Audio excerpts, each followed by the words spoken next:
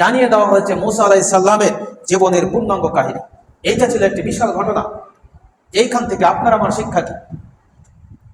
আল্লাহ বলেছে, আমি নিদর্শন রেখে দিলাম পরের প্রজন্মের জন্য, যারা অত্যাচারী শাসক হয় তাদেরকে আমি এভাবে সদল বলে একেবারে নির্মর্ম ভাবে ডুবিয়ে মারি, যাদের কোনো চিহ্ন আমি পৃথিবীতে রাখি না। ফিরআউনের চিহ্ন তৎকালীন সময় থেকে পৃথিবীতে আর ফিরে আসেনি। অহংকারী কোন শাসক হলে আল্লাহ রাব্বুল আলামিন তার পক্ষ থেকে এমন কিছু শাস্তি, এমন কিছু বিধান অর্পিত করেন যেইটার মাধ্যমে শায়েস্তা করে পৃথিবী থেকে তাদেরকে চিরতরে ধ্বংস করে দেন। আজও দেখছেন পৃথিবীতে যেই ক্ষমতাধর রাষ্ট্ররা তাদের ক্ষমতা দিয়ে মুসলমানদের উপর নির্যাতন করছে, কুরআনুল কারীম বলছে তারাও একদিন না একদিন চিরতরে ধ্বংস হবে, তাদের কোনো বংশধর পৃথিবী তার মাথা তুলিয়ে দাঁড়ানোর সাহস পাবে না। এটা কুরআনুল কারীম বলছে। আমেরিকাই বলেন, ইসরায়েল বলেন, চীন বলেন,